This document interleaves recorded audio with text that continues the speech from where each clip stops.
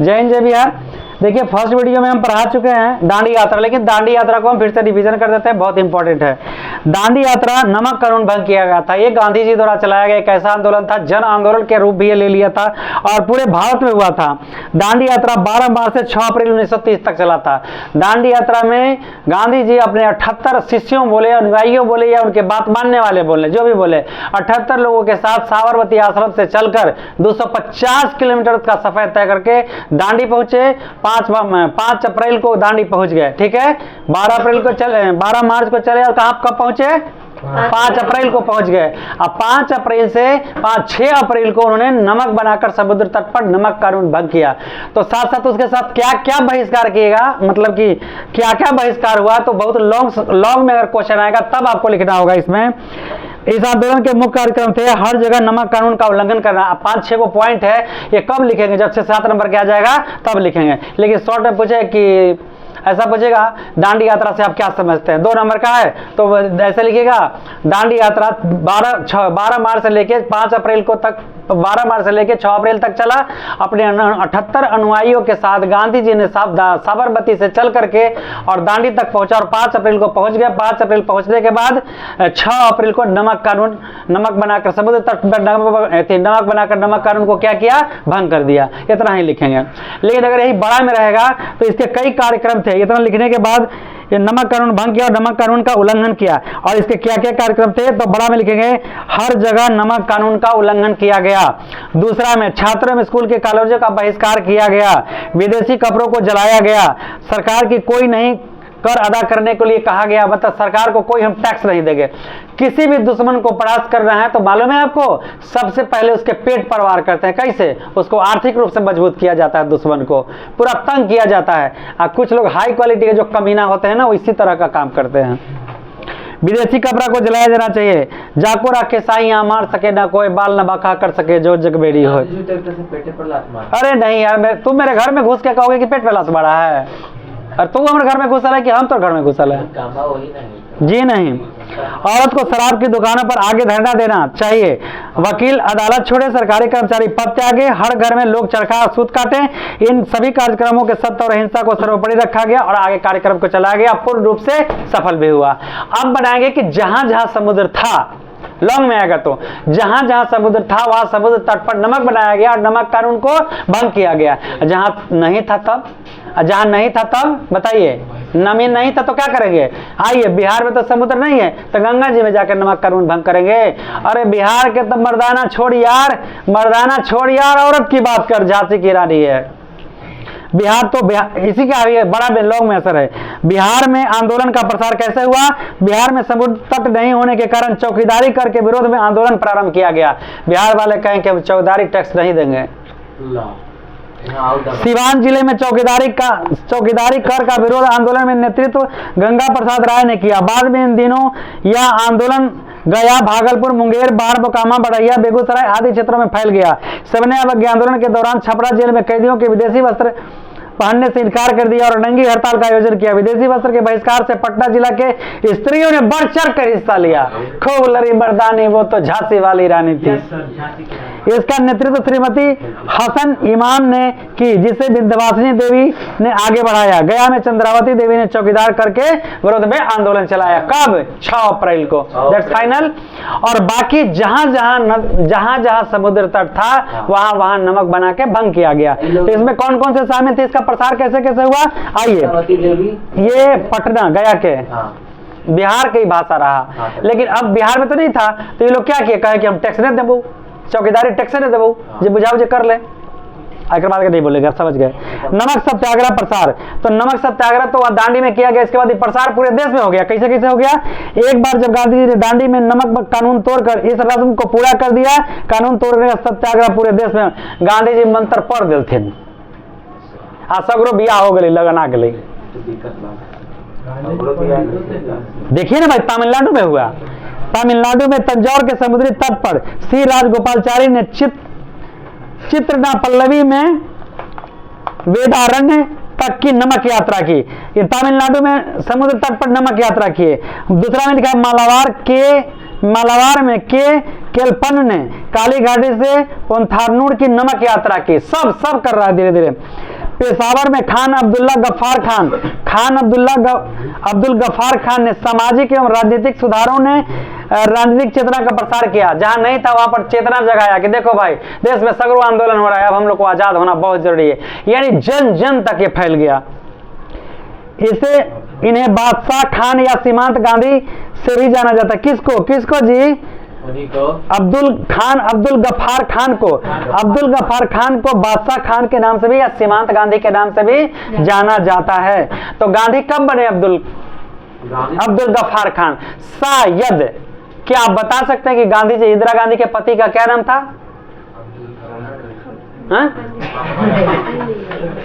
शायद अब्दुल गफ्फार खान। वो intercaste marriage की थी। वो इंटरकास्ट मैरिज बताइए। अरे वो इंटरकास्ट मैरिज की थी, मुस्लिम से शादी की थी। हम डिफरेंट नहीं कर सकते, लेकिन हमको 75% उम्मीद है। अब यह गांधी का है जुटा, तो इसी से हमको पकड़ में आई। इन्हें बादशाह खान या सीमांत गांधी कहा जाता है। गांधी परिवार में जुड़े तो गांधी इनके साथ भी जुड़ गया। शायद पक्का नहीं कर सकते, देख लीजिएगा। उन्होंने खुदाई खिदमतगार नामक स्वदेशी संगठन की स्थापना की। इसे लाल कुर्ती के नाम से जाना जाता था। लाल कुर्ती के नाम से किसे जाना जाता था? जो खान अब्दुल गफ्फार खान जो कमेटी का गठन किए थे, उसको लाल कुर्ती के नाम से जाना जाता है। याद हो गया? सीमांत गांधी या बादशाह खान लाल कुर्ती संस्था का, हाँ, लाल कुर्ती के नाम से जाना जाता है। अच्छा, सोलापुर में गांधी जी ने गिरफ्तारी के विरोध में प्रारंभ हुए आंदोलन को भयंकर रूप का धारण कर लिया। सोलापुर में गांधी जी की गिरफ्तारी ना हो गई थी, जैसे गांधी जी नमक बनाया उसको गिरफ्तार कर लिया गया, तो इसके विरोध में सोलापुर में आंदोलन शुरू हो गया। मतलब कोई रुका नहीं, टुका नहीं, झुका नहीं, टूट जाएंगे, कट जाएंगे पर झुकेंगे नहीं। हजारों मिल मजदूरों ने भाग लिया। नमक सत्याग्रह में सबसे तीव्रता प्रतिक्रिया धरासना में हुई। यह सरोजिनी नायडू, इमाम साहब आदि के नेतृत्व में आंदोलन हुआ, जिस दौरान व्यापक दमन का सहारा लिया गया। बंगाल में चौकीदार एवं यूनियन बोर्ड विरोधी आंदोलन चलाया गया। बंगाल में चौकीदार विरोधी आंदोलन वो चलाया गया, पटना में चलाया गया और कलकत्ता में भी चलाया गया। बिहार और फिरोज गांधी था। फिरोज गांधी किसका? इंदिरा गांधी का पति फिरोज खान। चलिए, फिरोज गांधी या फिरोज खान कहिए ना, उससे फिरोज खान ही था, लेकिन वो भी एक सांसद थे। हाँ, बहुत विद्वान सांसद थे। अब इतना जीके जीएस दिलिए। गुजरात के विभिन्न तालुकों में कर बंदी आंदोलन, गुजरात में भी एक कर बंदी आंदोलन चलाया गया, टैक्स नहीं देंगे। असम में कुख्यात कनिंगम सर्कुलर के विरोध में छात्रों ने एक शक्तिशाली, मणिपुर में, नागालैंड में रानी गौंडिन्यू ने प्रशासनिक नेतृत्व किया। तो पूरे भारत में क्या बोले, नमक कानून का उल्लंघन किया गया। सभी लोगों ने साथ दिया। जहां धान नमक बनाए, बाकी जगह कर का विरोध किया गया कि हम टैक्स नहीं देंगे, चौकीदारी टैक्स नहीं देंगे कहीं कहीं। तो इस तरह से पूरा इतिहास रहा है किस चीज का? दांडी यात्रा का। शॉर्ट में आएगा तो वही 5-6 लाइन लिखना है, लॉन्ग में आएगा तो कहाँ कहाँ क्या क्या हुआ कुछ जरूर लिख देना है। चंद्रावती देवी है।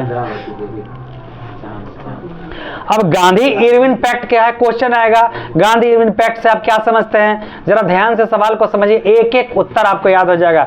एक जो पार्ट दे रहा है, एक प्रश्न दे रहा है आपको, ठीक है? Gandhi Irwin pact. सविनय अवज्ञा आंदोलन की व्यापकता ने अंग्रेज सरकार को समझौता करने के लिए बाध्य कर दिया।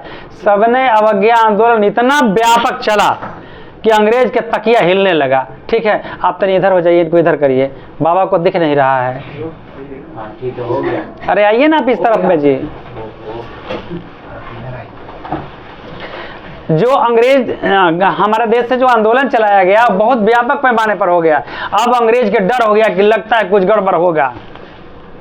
और डर कहां से शुरू हो गया? डर इसको शुरू हो गया था प्रथम विश्व युद्ध से। प्रथम विश्व युद्ध में तुर्की के खलीफा को परेशान किया। ये पूरे विश्व के बूढ़ा मुस्लिम एक हो गए। मुस्लिम लीग की स्थापना हुई, कहा वापस कर साला, वापस जल्दी वापस कर। फिर उसके बाद कई भाग भी रखे, अंत में वो माना भी, यहीं से टूटते गया। गांधी जी तो अपन बीज बो दिए थे साउथ अफ्रीका में। समझौता करने के लिए बाध्य किया। सरकार को गांधी के साथ समझौता वार्ता करनी पड़ी। सरकार को गांधी के साथ क्या करना पड़ा?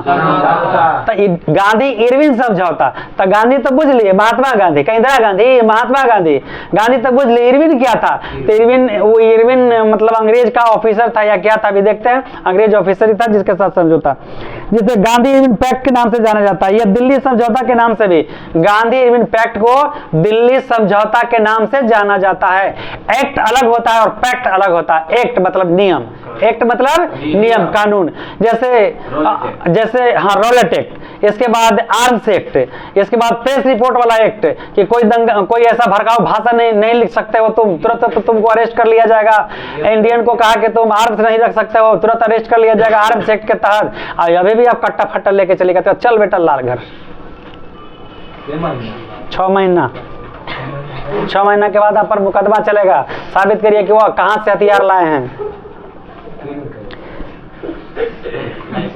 शांत रहिए। जिसे गांधी इरविन पैक्ट के नाम से जाना जाता है। इससे हम गांधी इरविन पैक्ट को बोलेगा दिल्ली समझौता से आप क्या समझते हैं? तो गांधी इरविन के बीच समझौता को हम गांधी इरविन के बीच के समझौता को हम दिल्ली समझौता कहते हैं। ठीक है, इरविन नाम है, गांधी जी और इरविन ये दोनों के बीच वार्ता हुआ था। पूरा नाम अभी देखते हैं कहां मिल जाएगा। 5 मार्च 1931 को गांधी जी लॉर्ड इरविन, इसका पूरा नाम है लॉर्ड इरविन, कि लॉर्ड मतलब वो न्यायाधीश होगा, लॉर्ड तो उसी में लगता है, न्यायाधीश में ही लगता है, के बीच में संपन्न हुआ। इसके तहत गांधी जी ने आंदोलन को तो स्थगित कर दिया। यह एक नंबर के चोट्टा था ये लॉर्ड इरविन, 1 नंबर के, या तो समझौता कर लिया, करने के बाद गांधी जी कहता ठीक है हम आंदोलन बंद कर देते हैं। अब देखिए इसका क्वालिटी कितना हाई क्वालिटी का कमीना है। गांधी जी ने इसके तहत गांधी जी ने आंदोलन को स्थगित कर दिया। द्वितीय गोलमेज सम्मेलन में भाग लेने के हेतु सरकार सहमत हो गया। कहा कि ठीक है भाई, द्वितीय गोलमेज सम्मेलन में हम भाग लेते। गोलमेज सम्मेलन क्या है? गोल में क्या होता है? राउंड, गोल। आज सम्मेलन में तो गोलमेज सम्मेलन चेयर शायद लगता है गोल रखा हुआ होगा, ऐसे ही यही बात है। ऐसे आप मदद करते रहिए। द्वितीय गोलमेज सम्मेलन में भाग लेने हेतु सहमत हो गए। इरविन ने भी कुछ मांगों को स्वीकार किया, कुछ तो माना, कुछ हवा में गया। गांधी जी ने द्वितीय सम्मेलन में भाग लिया, परंतु वहां किसी भी मुद्दे पर सहमति नहीं बनी। कुछ मांग तो उस समय मान लिया गांधी जी का, और उसके बाद कहा कि जाओ। फिर दोबारा गोलमेज सम्मेलन में गए तो बात तो नहीं किया, मिलवे नहीं किया गांधी जी से। कहे कि बिना डंडे के मुंह फोड़े वाला आदमी हो भाई, एकरा से बच के रहो। तेरी बिना डंडे के मुंह फोड़ देते अंग्रेज का, तू बिना न रहला ना, यही से तोरा पता ना हो। ऐसा टावर मरल थी ना कि ना गाल में लगले ना मुंह में, सीधे लगले दिल में। केकरा? अंग्रेज के।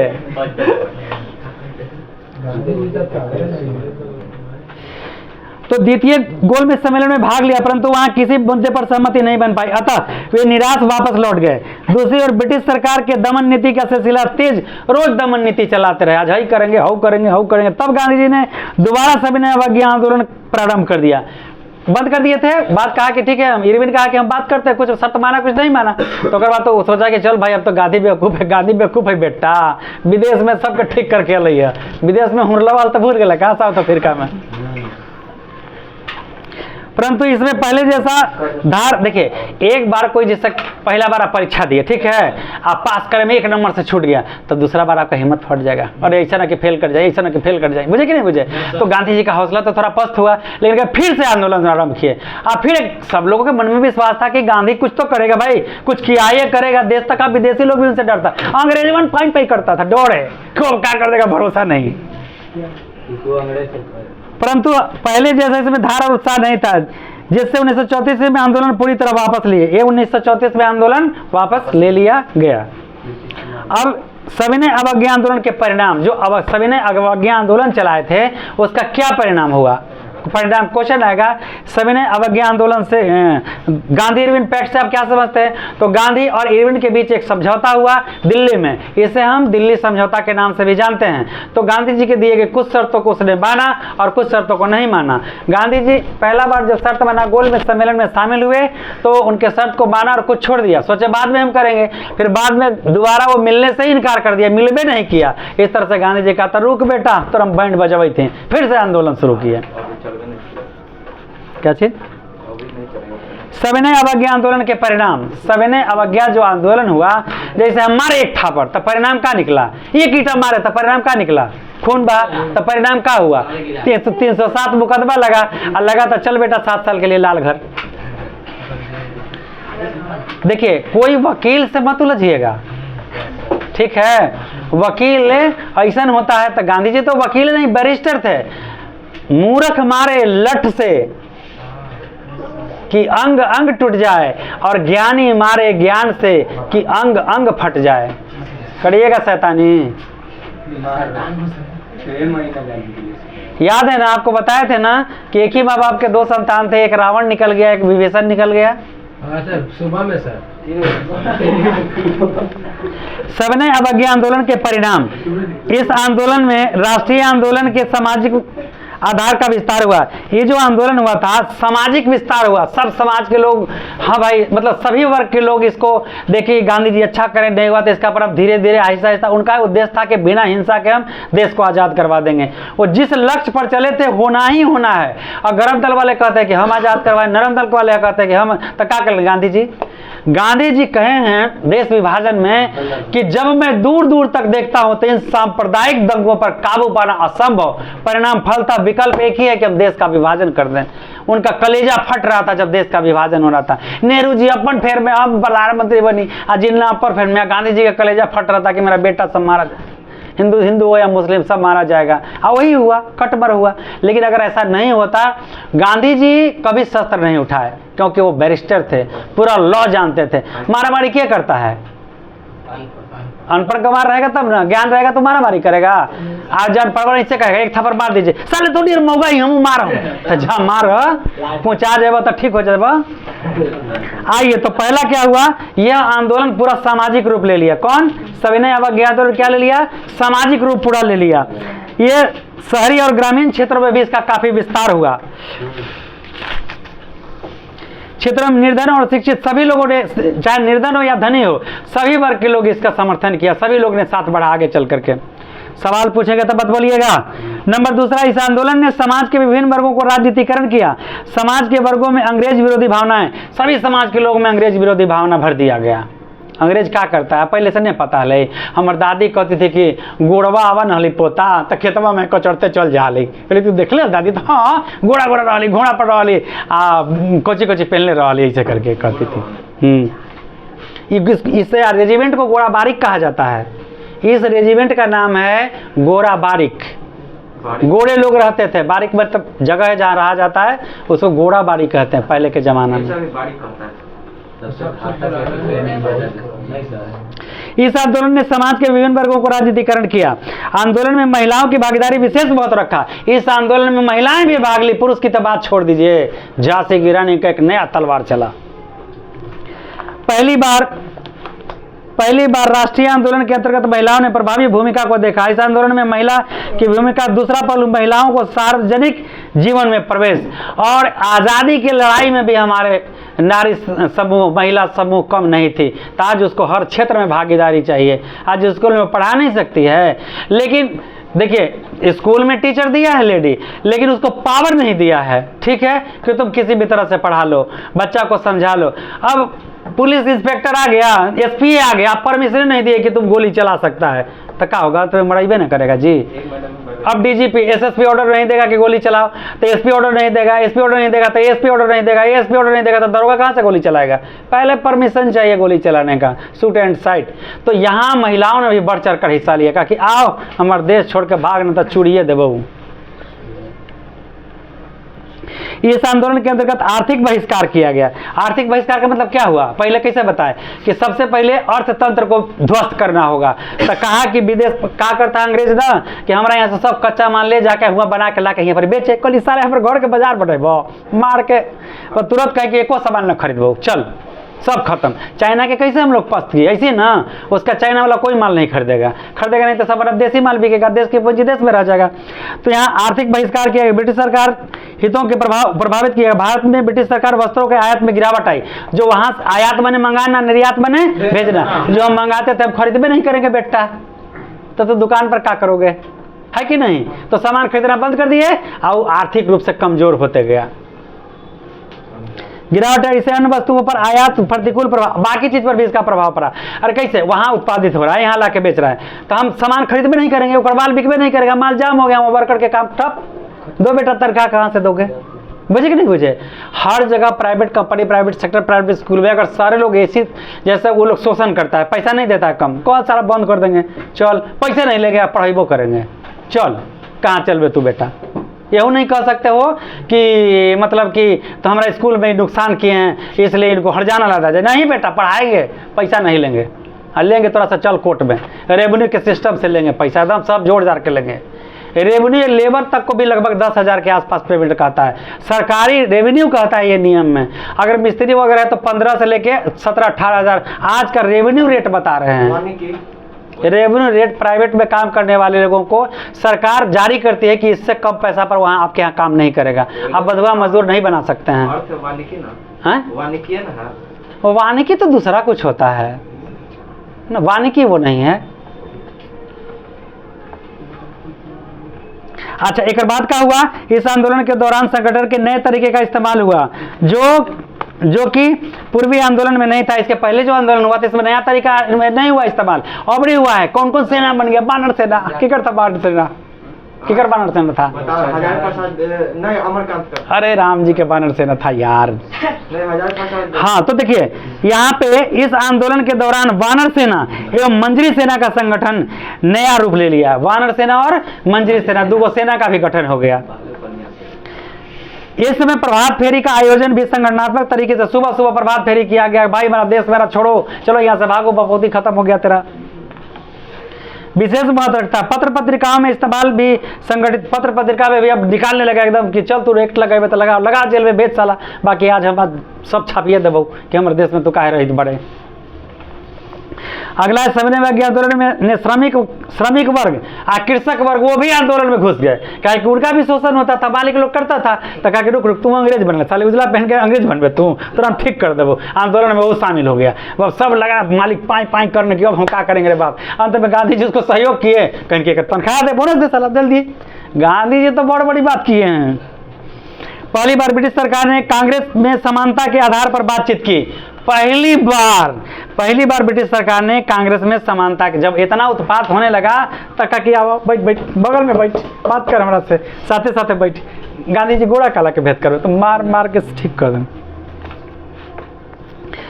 इस तरह प्रथम विश्व युद्ध 1914 के बाद राष्ट्रीय आंदोलन के गति में तेज हुआ। अंग्रेजों के शोषणपूर्ण नीति के खिलाफ असहयोग आंदोलन, समन्वय आंदोलन, इन आंदोलनों ने भारत में किसान एवं मजदूर को भी एकत्रित कर दिया, नया आवाम दिया। अंग्रेज शोषणकारी नीति से अपनाए जाने के कारण भारतीय कृषक वर्ग में भी असंतोष व्याप्त था।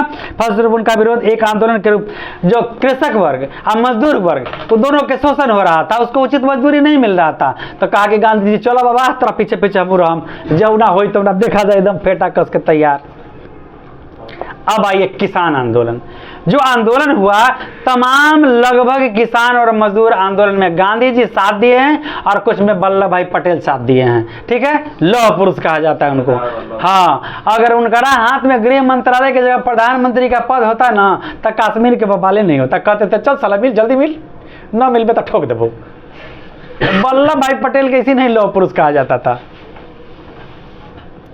किसान आंदोलन 19वीं सदी के उत्तरार्ध में भारतीय अर्थव्यवस्था बार बार पड़ने वाले अकाल से त्रस्त हो गया। आपको पता है ना कि 1930 में 29-30 में बहुत भारी अकाल पड़ा था, तो पूरे सभी पर असर पड़ा था। तो जब अकाल पड़ा तो क्या करता था अंग्रेज वन कि लाद देवे टैक्स, अब चाहे उत्पादन हो चाहे नहीं हो, तुम दो हमको टैक्स दो। अरे कहाँ से देंगे भाई, जब उत्पादन नहीं हो तो हम टैक्स कहाँ से देंगे, नहीं देना पड़ेगा। तो गांधी जी कहे रुक बेटा तो हम बताई थी। भूख से लाखों कृषक तक कमजोर वर्ग के लोगों की मृत्यु हो गई। 1976, 78, 96 और 97 तथा 99 और 1900 के भीषण दुर्भिक्षों में स्पष्ट होने लगा कि उत्पीड़क भूमि पर नीति का, कर नीति का क्या हाल होने वाला है।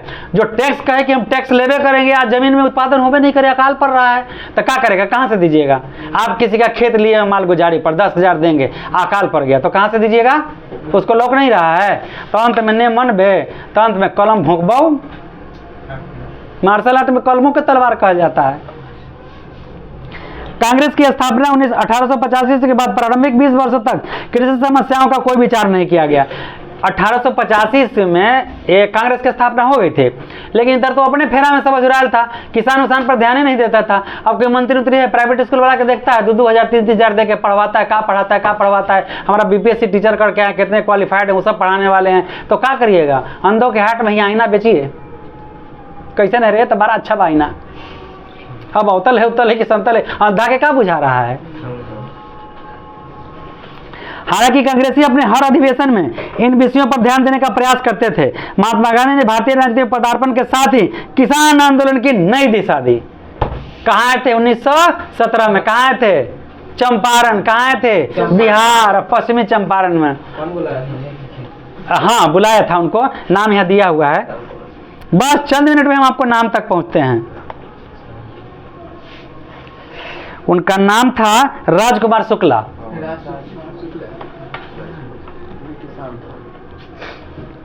आंदोलन, किसान आंदोलन की नई दिशा मिली। भारत के विभिन्न जगहों पर इसे प्रमुख किसान आंदोलन, जिसे राष्ट्रीय आंदोलन का पथ प्रदर्शन किया गया। और कौन कौन से आंदोलन हुए? पहला शुरू होता कृषि आंदोलन चंपारण 1917 में। पहला कब शुरू हुआ? 1917 में। बंगाल तथा बिहार के नील, हाँ चंपारण में क्या हुआ था, शॉर्ट में जान लें। चंपारण में ऐसा नियम बना दिया गया था कि अंग्रेज का नियम था, ब्रिटिश गवर्नमेंट का, कि 3 कठिया सिस्टम, 3/20, 20 कट्ठा में 3 कट्ठा, यानी 20 बीघा में 3 बीघा आपको नील की खेती करना है। नहीं करोगे तो तुमको अंदर करेंगे, चल बेटा। ठीक, तो कहा कि जब खेत में हम उसको रोपे नील तो उसका उर्वरा शक्ति कम हो जाता था, और कम होने की वजह से उत्पादन ओकरो बात का कहा कि जब नया कृत्रिम बनने लगा, कौची बनने लगा? नील। और कहिए कि कृत्रिम कैसे नील बने लगा? कृत्रिम गोड़ बना है, कृत्रिम गोड़ बना है। अरे टंगवा कट जाई तो पहले लोग बोले कि लो साले जैसे पाप कर लो वैसे होलो, टांग कटल। अब तो पते नहीं चलेगा कि टांग में हड्डी लग रही है, टांग में रड लगल है, वो एक्सीडेंट होगा तो उड़े लगेगा, है ना। तब वो कहता कि तब भगवान है कहाँ, भगवान है कहाँ, बुझे कि नहीं बुझे। तब सवाल ये उठा कि अंग्रेज के जैसे कृत्रिम नील उत्पादन होने लगा, उसका क्वालिटी बढ़िया था। तब कहा कि तो भाई जाओ बेचो, तू अपने उत्पादनों करो, आ जाके बेचबो करो, हमारा लाभ हो दो, टैक्स हो दो, बस टैक्स दो। अब यहाँ ये जो नील उत्पादन होता था उत्तम क्वालिटी का रहता नहीं था, और जो बनाता था नील वो उत्तम क्वालिटी का रहता था, इसका भाव भी नहीं मिले, मार्केट में बिके भी नहीं। बड़का अमरूद अगर बेचेगा 20 रुपये किलो बहरा वाला, देने वाला हेती वो खरीदेगा 25 रुपये किलो जी, नहीं ना खरीदेगा। तो बढ़िया क्वालिटी का उसको नील मिल रहा था कम दाम में, तो एक वाला क्या खरीदेगा। तब कहा कि सुन जो बेच के आओ और टैक्स दे हमरा, और तब पैसा मिलवे नहीं करे, बेचारा किसान बेबस हो जाए। तब गांधी जी कहें कि रुक बेटा, गांधी जी ऐसा एकदम सर्जन थे ना, फिजिशियन एंड सर्जन, कि साफ ऑपरेशन कर दिए। गए यहाँ से जब सुने तो पहला बार जो है ना नीले के इस अत्याचार से चंपारण के किसान त्रस्त थे। इसी से 1916 में कांग्रेस अधिवेशन, लखनऊ अधिवेशन में चंपारण के ही किसान राजकुमार शुक्ला गांधी जी को ध्यान दिलवाए कि देखिए भाई मेरे यहाँ बहुत प्रॉब्लम हो रहा है। तो कब ध्यान दिलवाए? 1916 में। तो गांधी जी कहेंगे तो चलो हम आई थी 1917 में। तो बोलिएगा कि 1 साल लग गया। तो गांधी जी का काम बहुत था ना, है कि नहीं, सगरों देखना था, उनका दुखवा हम लोग समझते हैं। राजकुमार शुक्ल। तब क्या किया, गांधी जी पहुंचे चंपारण में। तो गांधी जी चंपारण में पहुंचे ना तो कहा कि आगे बोल दिया जल्दी कर, अंदर साला तो कुरफाती कर देता ही हो, साउथ अफ्रीका से कर देता हूँ। तो क्या किया कि तुरंत अंदर कर लिया, चल जेल में। तो कहीं कि रुक बेटा रुक, तो हम बताई थी।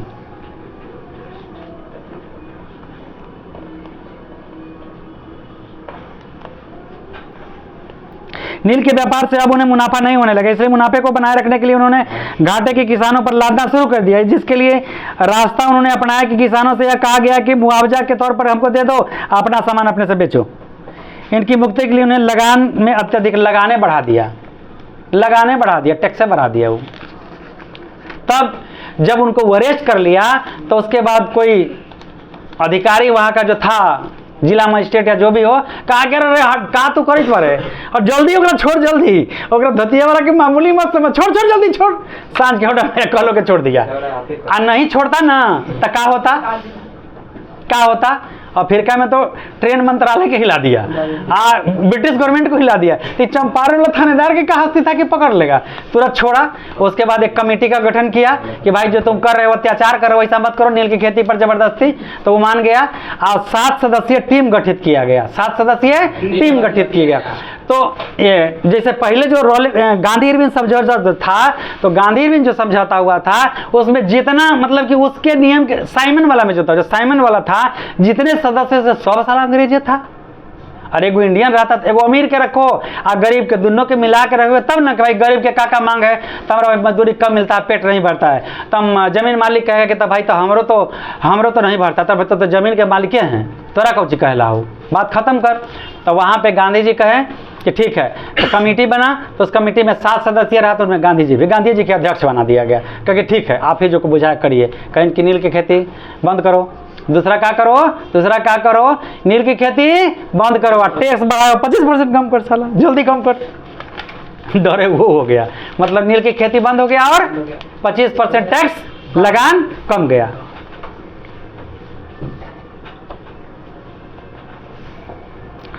देखिए हम इसको परमेश सुना देते हैं। गांधी जी के दबाव पर सरकार ने चंपारण एग्रियन कमेटी बनाया। कौन सा कमेटी बनाया? एग्रीकल्चर मतलब खेती। तो एग्रीकल्चर से संबंधित क्या हो गया, एग्रेरियन कमेटी का गठन किया। गांधी जी भी इस कमेटी के सदस्य थे। इस कमेटी ने यह सिफारिश दी कि 3 कठिया व्यवस्था समाप्त कर दी जाए और इसके साथ ही अन्य कर भी समाप्त कर दिए जाएं जो किसानों को देने पड़ते थे। बढ़ाए गए लगान की दरों में कमी की जाए और वसूली अवैध रूप से किसानों की जा चुकी है उसका 25% लौटाया जाए। हम तो बोल रहे थे कि कटौती की जाए, कहा कि ले लिए पहले, जल्दी वापस कर साला, बहुत ले हैं ज़्यादा। कमेटी के इन सिफारिश 1919 के चंपारण एग्रियन एक्ट के रूप में पारित किया गया। हम बोल दिए थे कि वो अध्यक्ष बनाए गए थे, हमको जैसा कि कुछ मिस्टेक भी हो जाता है, तो केवल सदस्य थे, वो अध्यक्ष नहीं थे। हाँ, अध्यक्ष थे गरम दल, नरम दल और खिलाफत आंदोलन के थे वो। यद्यपि यह आंदोलन किसानों की समस्या से संबंधित था, परंतु गांधी जी के अधिकांश सहयोगी जो शिक्षित मध्यम वर्ग के थे, जैसे राजेंद्र प्रसाद, आचार्य कृपलानी, गोरख प्रसाद, ब्रजकिशोर प्रसाद, धरणीधर प्रसाद, चंपारण में सत्याग्रह में महत्वपूर्ण भूमिका इन लोगों ने भी बहुत निभाया। गांधी जी का पूरा साथ दिए। गांधी बाबा हम तो तोड़े साथे ही हुआ, अब खाली पीछे से कह देना कि तोड़े साथे ही हुआ, तो देखिए क्या होता है। एक बार क्या हुआ ना कि गोनू झा के घर में चोर घुसा, तो गोनू झा कहें कि साला अब तो चुरा के ले जातो सब। तो कहीं कि अरे मैया, माँ को रोज कहती थी गोनू बाबा के, अरे गोनुआ कुछ न कर भी तो बाल बच्चा कैसे खैतो रे, कैसे जीतो रे, तू दिन भरे ने उन्हें चला ही रे, तू नहीं सुना ही रे। तो कहीं क्या गे मैया, अच्छा वो जो धनवा चोरवा घुसल है, कहीं कि जो धनवा हो गए मैया वो कहाँ रख ले हैं? ओ मैं जान के लिए बोला खेतवा में रख लेंगे मैया, जाने के लिए। तो चोरवा कहा कि तसलाम गड़वा में क्या करी थी, गया जाके समूचा खेत कोड़ दिया, धन मिलवे नहीं किया। फिर दोबारा हाथ लगा के घुस गया, फिर चोरवा। गांधी जी के पता चल गया कि चोरवा घुसल है, सॉरी गांधी जी के नहीं, गोनू बाबा के पता चल गया कि चोरवा घुसल है। तो इनकी आगे मैया तो हमरा से ना करेंगे लगे मैया, आज कली है तो सारा पैसा कुइया में डल लेंगे मैया, हम सब जाने छियो। आज सवेरे गए उठे देखे सारा खेत कोराइल है, तो धान लेके गया, सब में धान छीट दिए। और रात के चढ़वा गया था कुइया में है, रुक कुइया के बचना शुरू कर दिया, सारा खेत पट गया। कहा कि याद रे गोनुआ तोरा छोड़बो नहीं आज। तब बहुत लोग कहता है कि यादव लोग जमदार, मनेज और दरोगा नाम रखते हैं। अरे खोपड़िया रखते रहो तब न रखबे ऐसा नाम, देखिए काहे रखा जाता है। तो तीसरा दिन जब घुसा चोर कहे कि आज गुनुआ क्या ठोक देवे, आज मरबे ना हम, मतलब कि लेके चल जेबे सब कुछ। तो कह रहे हैं गोनू झा, रात हो गया, अब देखिए कि अब चोर अटैक करेगा। और जब खटिया में सुतल थे वही एगो रास्ता था जाने का, ऐसे गलियारी बोलते हैं, तो वही में खटिया बिछा के सुतल थे। तो उनका गांव के नाम के 4 गो आदमी के था, ऐसे कर पूरा चिल्ला के, अरे मनेजो, ए मनेजो।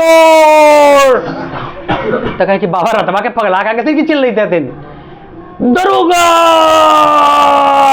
कहा कि दरोगा ये का, जमदार।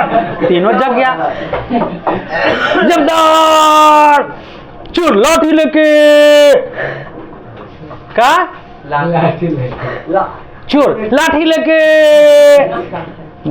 कहा के रे बाबा के घर में चोर घुसल छो और लाठी लेके कही छो चल चल चल चल। जमदार मैनेजर और दरोगा तीनों आ गया दरवाजा पर। कहा बाबा के ना छै चोर। आ चोर को कुछ पता नहीं चल रहा कि क्या बोल रहा है गोनू बाबा, वो तो सोचा कि नींद में बोल रहा है। दरवाजा खोले ए ना छै चोर, मार लाठी मार। सब चोर पकड़ा गया। बुझे कि नहीं बुझे? दरभंगा के प्रसिद्ध विद्वान ब्राह्मण हैं। चलिए ताजा हो गए आप लोग, फिर हम लोग आ जाए सत्याग्रह पर। तो 25% जो लिया था टैक्स, तो क्या किया? वापस किया। तो वापस ही ना करेगा जी। तो इनको 7 कौन दिए थे सन? अगर आएगा कि चंपारण सत्याग्रह में किन नेताओं का प्रमुख भूमिका रहा, तो राजेंद्र प्रसाद, आचार्य कृपलानी, गोरख प्रसाद, ब्रजकिशोर प्रसाद, धरणीधर प्रसाद आदि इनका महत्वपूर्ण भूमिका। राजकीय स्थानीय महाजनों और गांव के मुख्तारियों ने भी सहयोग किया। सभी लोग मिलजुल करके सहयोग किया और इस तरह से ये सफल रहा आंदोलन।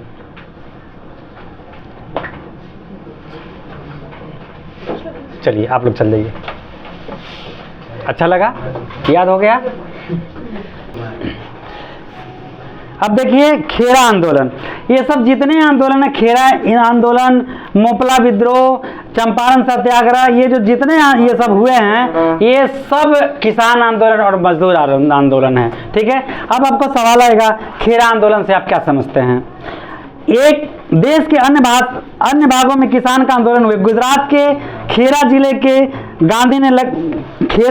गांधी जी ने लगान की माफी के लिए किसानों का मांग का समर्थन किया। ये खेड़ा जो है गुजरात जगह के एक जिला है। गुजरात में एक जगह है जिला खेड़ा, वहाँ गांधी जी लगान बढ़ा दिया था। कौन? वही गोड़ का छिलल का मुर्गावा वाला। हाँ, तो वो बढ़ा दिया टैक्स। तो गांधी जी कहता रुक, तो ये हमारे क्षेत्र वही थे, पहुंच गए, तुरंत आंदोलन कर दिए। उसी का मुर्गा। गुजरात के खेड़ा आंदोलन के लगान की माफी के लिए किसान ने आंदोलन का समर्थन किया। कौन समर्थन किया? गांधी जी समर्थन किए, क्योंकि सन 1917 में बारिश के कारण खरीफ फसल की व्यापक क्षति हुई थी। लगान कानून के अंतर्गत ऐसी स्थिति में लगान माफी का प्रावधान नहीं था। सब कानून तो वही बनाया, हम लोग का थोड़ी कुछ सुनता था वो। सरकार ने इस आधार पर यह मांग अस्वीकार कर दी कि किसानों का लगान नहीं देने के लिए बाहर के लोग भड़का रहे हैं। लो गांधी जी के हुए टोला हुए जन्म मिलते ना, कहते कि बाहर के लोग, गांधी बाहर के लोग गलते हो जो सब तो फिर कत बुझता हूँ। सरकार के यह आरोप निराधार निकला। सरकार का यह आरोप था, कहाँ निकला? निराधार निकला, क्योंकि गांधी जी स्थायी रूप से कहाँ के रहने वाले थे? गुजरात के पोरबंदर के रहने वाले थे। 22 जून 1918 ईस्वी को गांधी जी ने सत्याग्रह का आह्वान किया। कहा कि सुन ने सुनबे ना तो सत्याग्रह कर देबो।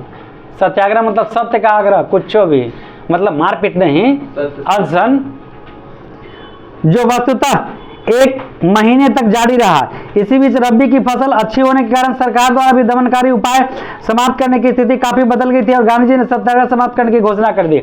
रबी फसल भी अच्छा हो गया। उसके बाद जब आंदोलन किए ना, तो रबी फसल का भी अच्छा खासा पैदावार हो गया और सरकार भी बात सुना कि भाई माफ करना चाहिए, किसान कहाँ से देगा। तो दोनों बात पर ध्यान आया, आंदोलन गांधी जी क्या कर दिए? समाप्त कर दिए। रबी फसल दलहन तिलहन इस सबको बोलते हैं।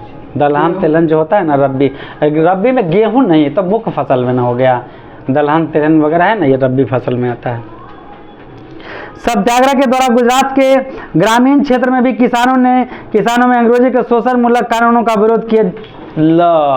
अब ये अपने आप अंग्रेज ले लिया मुसीबत मोल। नहीं टैक्स को माफ कर देता, ना वहाँ गांधी जी जाते, आ गांधी जी गए तो वहाँ के भी जनता कहता गांधी जी बाबा हम तोरा साथे ही हो, जो होते हो देखल जते। अब आया भोपला विद्रोह, मोपला विद्रोह भी कब हुआ था? 1917 में। तो अभी तक तो गांधी जी हलथिन, एगो आ गए बाबा, अरे लोह पुरुष आ गए, वल्लभ भाई पटेल। अब देखते हैं बारदोली में है कि कहाँ है, अपने में होबे करेगा। अच्छा, ये आधुनिक केरल का बात है। ये कहाँ के? फरवरी इसमें गुजरात में बारदोली के हैं। तो चलिए आगे देखते हैं। अब आएगा मोपला विद्रोह से आप क्या समझते हैं? क्वेश्चन होगा मोपला विद्रोह से आप क्या समझते हैं? तो ये 1917 में चला था। आधुनिक केरल राज्य में मालाबार तट पर भी किसानों का एक बड़ा विद्रोह हुआ। कहाँ? केरल राज्य के मालाबार तट पर। तट कहने का मतलब समुद्र का तट होना चाहिए। किसानों का एक बहुत बड़ा विद्रोह हुआ जिसे मोपला विद्रोह कहा जाता है। मोपला स्थानीय पट्टेदार और खेतिहर थे। मोपला जो थे वो स्थानीय मजदूर टाइप के थे, किसान थे, खेती वगैरह करते थे, लेकिन जमीन उनका नहीं था। जमीन किसी मुस्लिम मालिक का या ऐसा था। कुछ देखते हैं। जो इस्लाम धर्म के अनुयायी थे, जो मजदूर थे, वहां के पट्टेदार और खेतिहर मजदूर थे, वो थे मुसलमान। वो कौन जाति के थे? मुसलमान जाति के थे, जो इस्लाम धर्म के अनुयायी थे। जबकि स्थानीय नंबूदरी एवं न्याय भूस्वामी उच्च जातीय हिंदू थे। जो जमीन, जैसे पहले कह सकता था कि जमींदार था, शाहपुर के जमींदार कौन थे? भानु प्रताप सिंह। तो इसी उनको कहा कि भाई तुम टैक्स सबसे ले लेके देते जाओ, बाकी हो जाएगा काम। वैसे वहां पे गया तो जमींदार को कहा कि हम तुमको सपोर्ट करेंगे, पुलिस प्रोटेक्शन करेंगे, जहां तक कोर्ट अदालत सब में प्रोटेक्शन करेंगे, लेकिन तुम हमको सहायता करो। कौन कहा? अंग्रेज कहा। किसको कहा? वो हिंदू जमींदार को कहा। तब जो मजदूर किसान थे उन पर तो भारी पड़ने लगा, लगान माफी नहीं करे, सुनबे नहीं करे, काम पकड़े अब गांधी जी। अन्य भूस्वामी में इसी तरह से भी सरकारी संरक्षण प्राप्त था और पुलिस एवं न्यायालय में भी समर्थन मिल जाता था। किसको? जमींदार को। किसके कारण? अंग्रेज के कारण। पुलिस एवं न्यायालय 19वीं शताब्दी में मोपला किसानों का लगान का बोझ बढ़ा और भूमि संबंधी उनके अधिकार नियंत्रित किए जाने लगे। इससे उत्पन्न असंतोष ने किसानों एवं जमींदारों के बीच संघर्ष कर दिया। किसके बीच? किसान और जमींदार के बीच सीधा सीधा टकराव हुआ। अंग्रेज से क्या लेना देना है हमको, तुम जमीन मालिक हो, तुम पर लगाएंगे। दोनों के बीच भूस्वामी उनके अधिकार को नियंत्रित किया। इसमें उत्पन्न असंतोष ने किसान एवं जमींदारों के बीच की स्थिति संघर्ष का पैदा कर दिया, जो दुर्भाग्यपूर्ण सांप्रदायिक हिंसा का रूप लीजिए वो बहुत बड़ा रूप पकड़ लिया, सांप्रदायिक ले लिया। अब सांप्रदायिक क्या है? अपने धर्म को दूसरे के धर्म से, अपने धर्म को दूसरे के धर्म को, दूसरे के धर्म से अपने धर्म को श्रेष्ठ समझना सांप्रदायिकता है। अब वो कहे कि हम बड़ा, वो कहे कि हम बड़ा, अगर हम का थोड़ा सा कम है तो हिंदू बड़े ऊंचे, जमींदार बड़े तका, जमींदार बड़े तका, हम मजदूर तका कम है। हो गया कैसा? सांप्रदायिक दंगा हो गया। सन 1921 में एक नई स्थिति जो किसानों के हित में सन 1921 में एक नई स्थिति उत्पन्न हुई जब कांग्रेस ने किसानों के हित में भूमि एवं राजस्व सुधार की मांग की और खिलाफत आंदोलन का समर्थन कर दिया। अब कहा कि भूमि के सुधार करो, ऐसे से खिलाफत आंदोलन को समर्थन कर दिया। और खिलाफत आंदोलन मुस्लिम लीग का था और इसके बाद क्या हुआ? ऐसे से वहां भी मुस्लिम में थे किसान और पूरी तरह से इसको समर्थन मिल गया। किसको? मोपला में किसान मजदूर को। देखिए, गरम दल नरम दल गांधी जी के साथ था और खिलाफत आंदोलन हुआ तो उसमें भी साथ आ गया। अब वहां पर मुस्लिमों जो किसान मजदूर थे उसके बीच में मतलब परेशानियां शुरू हुआ। तब कहा कि तो ले भाई हम साथ ही लोग। अब पूरा सपोर्ट मिल गया कमेटी को। किसानों के हित में भूमि और राजस्व सुधार की मांग और खिलाफत आंदोलन का समर्थन दे दिया। कौन दिया समर्थन? कांग्रेस। आपको पता है ना कि कांग्रेस का सबसे पहले स्थापना कहाँ हुआ था? 7 फरवरी में गांधी जी किए थे। इसी नई दिशा में उत्साहित होकर मोपला विद्रोहियों ने एक धार्मिक नेता अली मुसालियार को अपना राजा घोषित कर दिया। जा बेटा, हाँ, ओकरा कहा कि अब तू ही राजा रहो। किसको? अली मुसालियार को राजा किसने बनाया? मोपला विद्रोह में किसान जो जमींदार थे उसके जगह पर कौन बन गया? हाँ, अली मुसालियार ने अपना को राजा घोषित कर दिया और सरकारी संस्थाओं पर हमले कर दिए। अब तो बड़का रूप पकड़ लिए, सरकारी दफ्तर पर अटैक कर दिया। परिस्थिति की गंभीरता को देखते हुए अक्टूबर 1921 में विद्रोहियों के खिलाफ सैनिक कार्रवाई शुरू कर दिया। कौन? British government. दिसंबर तक 10,000 से अधिक विद्रोही मारे गए। कहां? मोपला में। और 50,000 से अधिक बंदी बना लिए गए। इस प्रकार यह विद्रोह धीरे धीरे समाप्त हो गया। अरे भाई, तो गवर्नमेंट किसका? अंग्रेज का। पुलिस किसका? अंग्रेज का। अदालत किसका? अंग्रेज का। अब वहां जमींदार इसको सपोर्ट दे रहा था, तक किसान मजदूर न बच गया दी। किसान मजदूर को कांग्रेस सपोर्ट दे रहा था। अब देखिए, अब जब दंगा हुआ तो सांप्रदायिकता का रूप धरा के देशद्रोही घोषित कर दिया और द्रोही कह के उसके बाद भूंस दिया, खत्म कर दिया, बाकी को जेल में डाल दिया। तो क्वेश्चन आ गया, कितने लोग मारे गए थे? 10,000 से अधिक विद्रोही मारे गए थे और कितने हजार को जेल हुआ था? 50,000 से अधिक बंदी बना लिए गए थे। अब आइए बारदोली सत्याग्रह। तो इस तरह हम कह सकते हैं कि मोपला विद्रोह सफल नहीं रहा, मोपला विद्रोह सफल नहीं रहा। इसका मुख्य कारण था कि वहाँ का जमींदार हिंदू था और किसान वगैरह थे, मजदूर वो मुस्लिम थे। जमींदार को सरकारी प्रोटेक्शन मिलता था, पुलिस वगैरह न्यायालय में उसको संरक्षण मिलता था, इसलिए जो चाहे वो करते रहता था।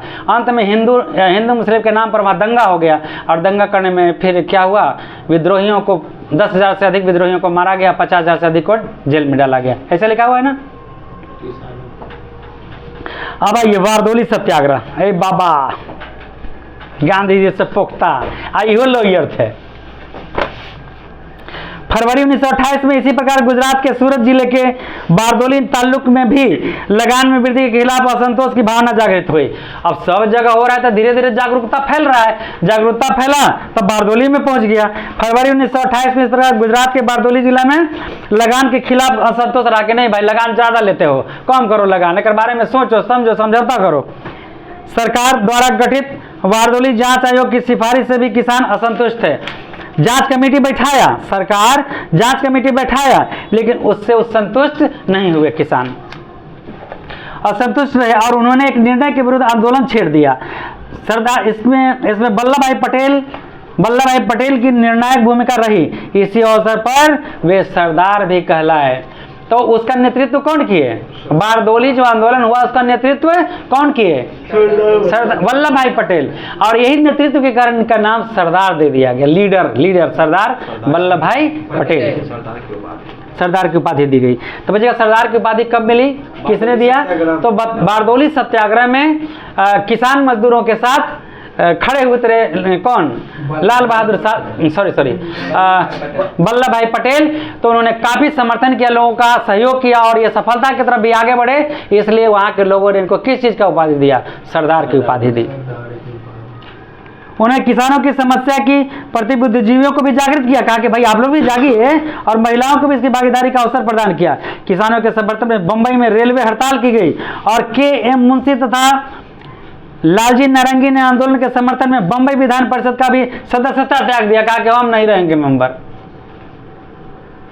फलस्वरूप सरकार को ब्लूमफील्ड और मैक्सवेल के नेतृत्व में नई जांच कमेटी का गठन किया गया, जिसमें इस वृद्धि को अनुचित माना गया और लगान की दर को कमी की गई। इस प्रकार यह आंदोलन सफल रहा। तो कौन आंदोलन सफल रहा? मोपला वाला। और गांधी जी के खेड़ा आंदोलन सफले रहा, पश्चिमी चंपारण सत्याग्रह सफले रहा 1917 का। तो ये वो गड़बड़ हुआ। इसके बाद क्या हुआ? किसान सभा का गठन कब हुआ?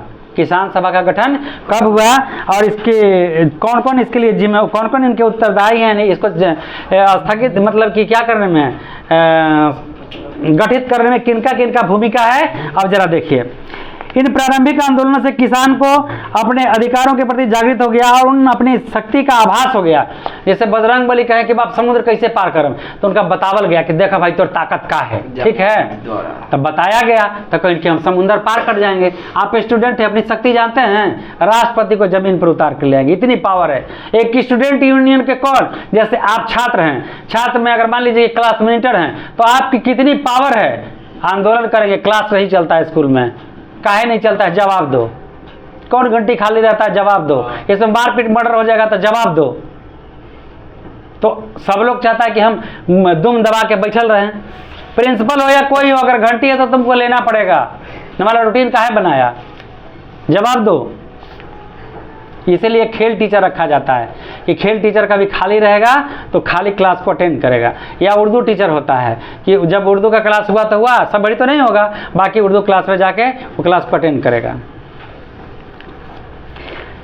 1920 में के दशक में बिहार, बंगाल, उत्तर प्रदेश, पंजाब में किसान सभाओं का गठन हुआ। कहाँ? बिहार, बंगाल, उत्तर प्रदेश, पंजाब में किसान सभाओं का गठन हुआ। बिहार में 22-23 में मुंगेर में शाह मोहम्मद जुबैर किसान आंदोलन में शाह मोहम्मद जुबैर, कहाँ? मुंगेर में, के नेतृत्व में किसान सभा का गठन हुआ। किंतु इसे अधिक व्यापकता, शक्तिशाली आधार 1928 ईस्वी में प्राप्त हुआ, जब स्वामी सहजानंद सरस्वती ने बिहटा में और पुणे 1929 में सोनपुर में किसान सभा का विधिवत स्थापना की। स्वामी सहजानंद सरस्वती भी किसानों का साथ दिए और अंग्रेज का विरोध किए।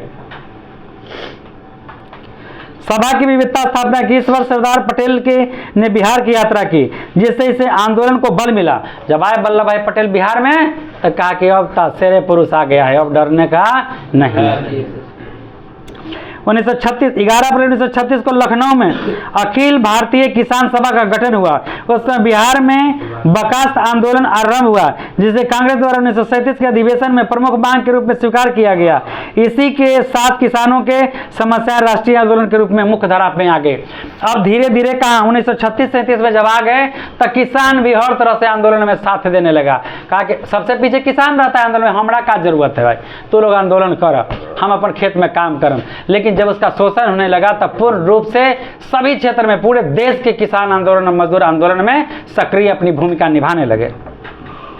अब देखिए मजदूर आंदोलन क्या होता है, तो आप सोचते हैं कि खेत में जो काम करता है वो किसान है, खेत में काम करता है किसान मजदूर कहलाता है, अब फैक्ट्री में काम करता है क्या कहलाता है, मजदूर कहलाता है। तो उसके साथ भी अन्याय होता था। अब मजदूर के साथ अब बात करिए, हम चुप रहते हैं, आपका बात इंपॉर्टेंट है। ए बाबा सोने आए हैं, घुमाइए जरा, दिखाइए तो इनको, माँ बाप कह रहे हो कि पढ़ने आए हैं, दिखाइए जरा इनको, सीधा बैठिए। तो मजदूर आंदोलन नहीं, मजदूर आंदोलन क्या है जरा इस पर हम लोग एक बार देखेंगे। देखिए मजदूरों के साथ क्या होता था कि उसको उचित मजदूरी नहीं दिया जाता था। उचित मजदूरी का क्या मतलब हुआ, कम से कम न्यूनतम इतना वेतन मिलना चाहिए कि वो अपने परिवार का परवरिश अच्छे ढंग से कर सके, ठीक है, लेकिन इतना मजदूरी नहीं मिलता था। इतना ही नहीं, अगर इतने से बात रह जाता तो कोई बात था, साल में उसका बोनस बनता है 2 बार, बोनस नहीं देता था 6 महीना पर पड़ में 2 बार, मान लो कमा रहा है खा रहा है खत्म हो गया, अब और आया तो बेचारा कहाँ जाएगा, तो 2 बार उसको साल में बोनस देने का प्रक्रिया है। आपको गवर्नमेंट हो, प्राइवेट सेक्टर हो, गवर्नमेंट सेक्टर हो, सेंट्रल गवर्नमेंट सेक्टर हो, कोई भी सेक्टर हो, उस सभी में बोनस देने का प्रावधान है। आइए देखिए मजदूर जो फैक्ट्री में काम करते थे उसको मालिक कैसे शोषण करता था, कहता था कि कंपनी हमारे घाटे में चल रही है इसलिए हम बोनस नहीं देंगे। समझ में आया। यूरोप में औद्योगिकरण, आप सबसे पहले बताओ यूरोप में, जैसे ब्रिटेन में औद्योगिकरण का सबसे पहले कैसे हुआ, वहाँ सस्ते श्रमिक मिल गए, कच्चा माल मिल गया और नए नए यंत्रीकरण कर रहा है एकदम, हर मतलब 2-4 महीना पर नए यंत्रीकरण करते रहता था, कुछ रिसर्च करते रहता था। सूत काटने का मशीन, जैसे 6 आदमी सूत काटेगा तो 1 आदमी बुनेगा, ऐसा मशीनें का आविष्कार कर दिया कि वो एक मशीन चलाएगा, एक बुनते रहेगा अपना कपड़ा। अब बताइए कितना फास्ट चलने लगा, क्या कर रहे हैं आप, अंदर रखिएगा कि यही चलना है, ये सब हाई लेके चलता है, मर्द नहीं लेके चलता है, ये सब मर्द के पावर होता है।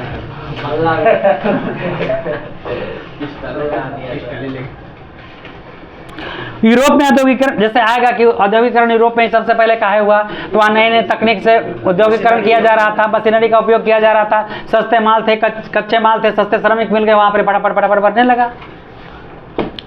यूरोप के औद्योगिकरण और मार्क्सवादी विचारों के विकास का प्रभाव अन्य देशों में पर भी प्रभाव पड़ा और भारत में भी औद्योगिक प्रगति के साथ साथ मजदूर वर्ग में कहा मजदूर किया, भाई भारत में हम भी जाग गए हैं, जागो ग्राहक जागो। कब लागू हुआ था, 1986 में। कब लागू हुआ था, 1986 में। तो हम लोग कहाँ चल गए इकोनॉमी से, पीछे लौटिए। शताब्दी के आरंभ में वर्षों में सुब्रमण्यम अय्यर ने मजदूरों के यूनियन का गठन किया। कब कब कब कब, शताब्दी के आरंभ में, यानी 19वीं शताब्दी के आरंभ में सुब्रमण्यम अय्यर ने मजदूरों के यूनियन का गठन किया। मजदूर यूनियन जिंदाबाद। अगर यहाँ भी यूनियन में शामिल हो जाएंगे तो कौनों के पावर, बाप के पावर नहीं है कि किसी को हटा देगा। तो जो नहीं जानता होगा नहीं जानता होगा, हम लोग इसके बारे में पढ़ाई किए हैं कि कोई भी कंपनी में कितना दिन आप काम करेंगे तो आप अस्थायी रूप से रह सकते हैं, उसके दादा का पावर नहीं हटाने का। किसी भी प्राइवेट सेक्टर में या गवर्नमेंट सेक्टर में 280 दिन अगर आप लगातार काम कर लेते हैं तो उसका बाप का दिन नहीं कि आपको हटा देगा। जाइए हाई कोर्ट के बाद सुप्रीम कोर्ट में जाइए, आप वहाँ से जीत के आइएगा। अभी ने पुलिस को सस्पेंड कर दिया था डीजीपी, यहाँ से हार गया, यहाँ से हार गया, यहाँ तो मान लीजिए सब अपना है, वहाँ कौन मौसा हाथुन, वहाँ गया तो कहा गया जल्दी 24 घंटा में इसको ज्वाइन करवाओ, और सारा पैसा जोड़ के दे 24 घंटा में, डरे ज्वाइन करवाया। दूसरी ओर स्वदेशी आंदोलन का भी प्रभाव पड़ा। स्वदेशी आंदोलन, हम अपने देश का सामान पहनेंगे, खरीदेंगे, रखेंगे तो इंडिया विदेशी नहीं करेंगे। पर सन 1917 ईस्वी में अहमदाबाद में प्लेग की महामारी के कारण मजदूरों को शहर छोड़ के, जैसे अभी कैसे हुआ था, कोरोना हुआ था ना, तो ये 1917 में आया था प्लेग। कब आया था, 1917। हर 100 साल पर जनसंख्या और माल्थस के सिद्धांत में कहा था कि जब जनसंख्या 25 वर्षों में दुगना हो जाएगी, जैसे ही जनसंख्या बढ़ेगा, भूकंप, प्रकोप, महामारी, फलाने रोग फैलेंगे, अपने आप जनसंख्या क्या हो जाएगा, संतुलित हो जाएगा। ठीक है। तब प्लेग कब आया था? 1917 में। कहाँ आया था? अहमदाबाद में। सब लोग वहाँ से भागने लगे। प्लेग चूहा से निकलने वाला बीमारी था। बर्ड फ्लू तो पक्षी से ना होता है। चलिए जो भी हो, चलिए वापस हम लोग कहाँ चल गए? तो सबसे पहले कहाँ आया था प्लेग? अहमदाबाद में। अब मजदूर कहे कि भाई हम मिल छोड़ के जाएंगे, अपन काम रख, हमारी जान बची तो लाख उपाय। जैसे अब ये लोग भागा ना जी। तो जो जहाँ रह जाता स्थिर रूप से वो ठीक होता। रोग कम था और भयंकरता ज़्यादा दिखाई दे रहा था। थोड़ कलन गांधी जी, बहुत कलन लोग वाला सिस्टम हो गया, है ना। तो जो रोग हुआ था वो उतना नहीं था भयंकर, उसको भयंकर बढ़ा चढ़ा के बता दिया गया। तो हम तो कोरोना हुआ था तो मेरी वाइफ, मेरे फैमिली के लोग बगल में बैठे थे, उसको काहे नहीं हो गया? लाइए, कोरोना था, हम 40-50 बच्चे से प्रभावित। 3 दिन तक ट्यूशन बंद कर दिया। अरे भाई, तक कोरोना का प्रभाव हमको ना आया तो हमारे बेड पर बैठने से उसको थोड़ी आ गया। ये नाम ही ज्यादा था कि छुआछूत की बीमारी है, ऐसा नहीं लगा हमको। खाली एक बार कर देना हाथी, अरे हट कोरोना हो गया। बाप बेटा के छोड़ दे, माए बाप के छोड़ दे, सब जा मरो नहीं। अच्छी कर ला मैं। केस 10% था, 100% हंगामा था, 90% लोग ऐसे ही मर गए खाली। ठीक आदमी है। अरे 10% रोग था, 90% बिना रोगी था। कह दिया छींकने से कोरोना हो गया है, और तो लोग ऐसे हार्ट अटैक कर जाए। हार्ट तो सबका है, बंद हुआ जहाँ जा गेलथुन बाबा।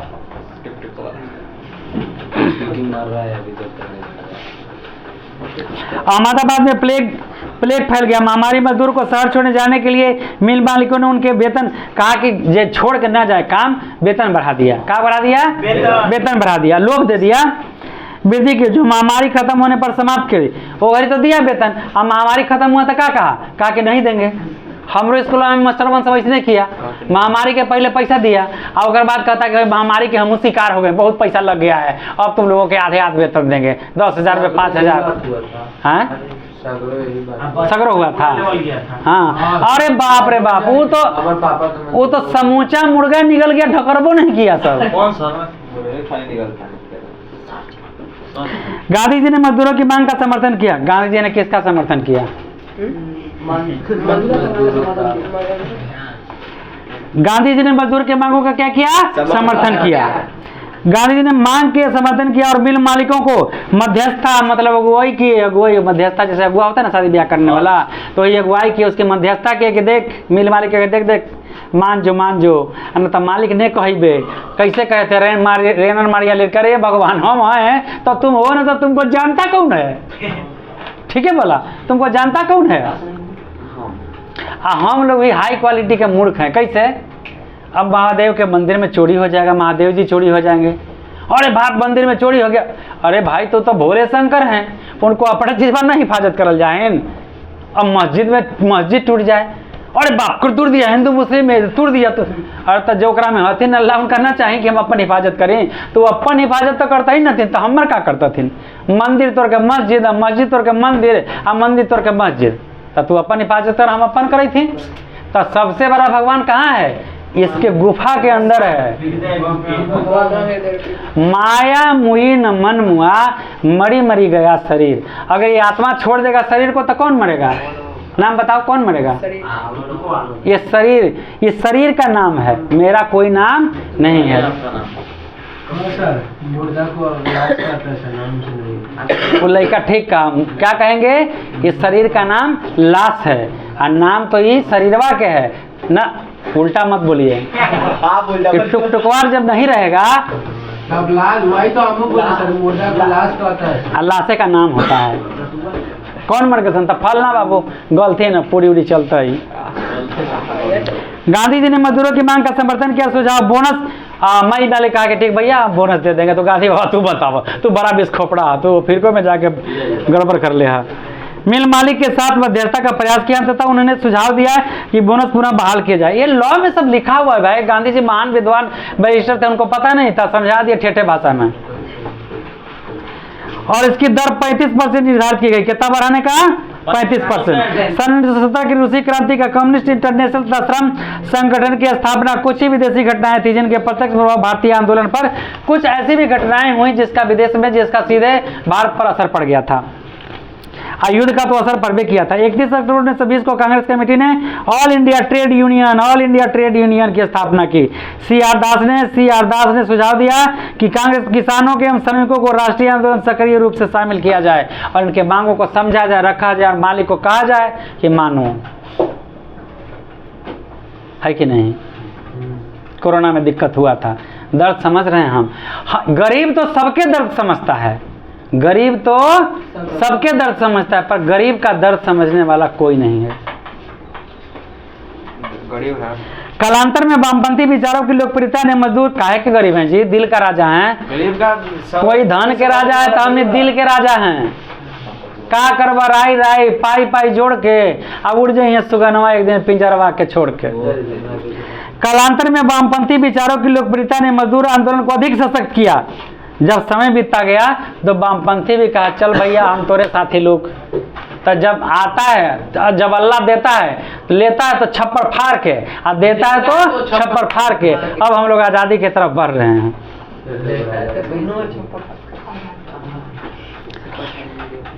ब्रिटिश सरकार की चिंता बढ़ गई, अब तो बढ़ गई चिंता, यूनियन मजदूरों यूनियन हो गया। तो कौन कौन हुआ, गरम दल, नरम दल, मुस्लिम लीग, मजदूरों सब आ गया, किसानों आ गया। अब बेटा तू क्या करवा, खुरपी से घोंप घोंप के मरता हुआ। 1929 में वामपंथी नेताओं के विरुद्ध मेरठ षड्यंत्र के नाम पर केस देशद्रोह का मुकदमा किया गया। मेरठ में भी षड्यंत्र हुआ था, अभी हम लोग देखेंगे मेरठ षड्यंत्र। तो मेरठ षड्यंत्र में जो पकड़ा गया था वो सब पर देशद्रोह का मुकदमा चलाया। कैसा चलाया, देशद्रोह का। मनीष कश्यप को किस जुर्म में गिरफ्तार किया गया था, देशद्रोह के जुर्म में। किस जुर्म में, साबित करो कि हम देशद्रोही हैं। सच बोलेंगे तो हम देशद्रोही हैं। पुल बनेगा टूट गया तो हम देशद्रोही हैं। हम कह देंगे कि पुल टूट गया कहे तो देशद्रोही हैं। इसी बीच 1930 में सविनय अवज्ञा आंदोलन प्रारंभ हो गया, जिसे आराम मजदूरों ने पूर्ण समर्थन किया। 1931 में ऑल इंडिया ट्रेड यूनियन की स्थापना की गई। राष्ट्रीय आंदोलन में प्रमुख नेताओं जवाहरलाल नेहरू, सुभाष चंद्र बोस आदि ने समाजवादी विचारों का समर्थन किया पूरी तरह से।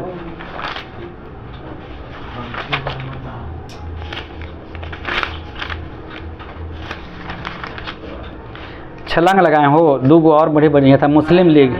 देखिए भाई, अब मुस्लिम लीग के बारे में जान लीजिए। 1857 ईस्वी के विद्रोह में हिंदू मुस्लिम एकता ने अंग्रेजों को अचंभित कर दिया। 1857 का विद्रोह के बारे में बताइए, कहां से शुरू हुआ था। बैरकपुर छावनी, कलकत्ता बैरकपुर छावनी में मंगल पांडे ने शुरू किया था 1857 का विद्रोह को, सैनिक विद्रोह कहते हैं। उसमें चर्बी वाला कारतूस दांत से खोलना था, और कहा गया कि उसमें ये गाय या सुअर का चर्बी है और बाकी दांत से खोलना है, ठीक। और जब सबको मना कर दिया तब मंगल पांडे के बुलाया, कहा कि मंगल ऐसा नहीं बात है, ये सब गलत भ्रमे हैं। तब मंगल पांडे खोल के चलाया। अब बाद में पता चला था, कहा कि बेटा यार तरफ ठोकिए देगी आज, तू धरा जाओ खाली। लोग बोले थे तो फर्स्ट प्राइज मिला है किसको, मंगल पांडे। वाह रे भाई वाह, फर्स्ट प्राइज मिला मंगल पांडे। इस विद्रोह में अंग्रेज सोचने पर मजबूर हो गए कि भारत जहां धार्मिक एवं जाति विभाजन में कठोर है, वहां दोनों ओर संप्रदाय आमने सामने खड़ा करके अंग्रेजी शासन। अब उसको लगने लगा कि अब तो भैया अब हम तो दोनों मिल गए, गरम नरम वामपंथी मुस्लिम लीग, अब का हो तो कहा कि तो रुक बेटा, कहा कि देख रहे बउआ, तू अगर नेता तू बन गए प्रधानमंत्री तो समझ ले तोरा अच्छा हो, न तो बन गए जवाहरलाल नेहरू तो चल जातो तोर काम। तो दोनों के भड़का दिया। तेने जवाहरलाल नेहरू कहे कि हम प्रधानमंत्री बनेंगे, और जिन्ना कहे कि हम प्रधानमंत्री बनेंगे। और जवाहरलाल नेहरू से 1 साल सीनियर था, कौन, जिन्ना। कहा कि हम सीनियर, हम ओकरा भेजाम। वकालत वो विदेश से पढ़ के आया था। उस समय में व्यापारी था, बहुत बड़ा व्यापारी था, इसका यहाँ बिजनेस चलता था। संप्रदाय को आमने सामने खड़ा कर दिया। तब क्या कहा, यही डालो, यही फूट डालो और शासन करो की नीति की परिणति हुई। यहीं पे कहा कि दोनों भैया के भड़काओ, लड़वाओ, हर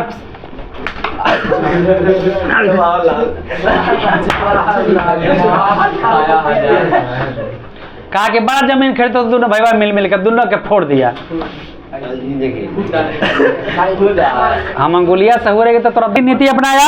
1887 में लॉर्ड डफरिन ने कांग्रेस के हिंदुओं की पार्टी बता दी। कांग्रेस को किसकी पार्टी बता दिया? हिंदुओं की पार्टी बता दी। कौन कौन बताया? लॉर्ड डफरिन ने कहा कांग्रेस हिंदुओं की पार्टी है। और मुस्लिम भड़क गया। अरे दिमाग रख रे भैया, दिमाग रख, काहे बोलते तेरे भगिया, यही तो चॉइस था। हिंदुओं पार्टी बनकर संबोधित किया था। हिंदू के पार्टी से नाम से कांग्रेस को संबोधित कर दिया कि ये हिंदुओं की पार्टी है। अब देखिए, साथ ही विलियम हंटर नामक अंग्रेज ने अपनी पुस्तक अंग्रेज मुस्लिम मित्रता पर काफी बल दिया गया। कहा कि अंग्रेज और मुस्लिम मित्र बनेंगे। अब देखिए, तो वो तो किया था, तब मुसलमान के कारण आया था। हो हमरा भाई तनी व्यापार करे दो, हथियार लावे दो, लूट ले, समुद्री लुटेरा। तब अभी नहीं समझा, समझना चाहिए था बुर्बक के। इन सब बातों ने मुसलमानों के भाव पैदा कर दिया और कांग्रेस हिंदू राज्य की स्थापना करना चाहती थी।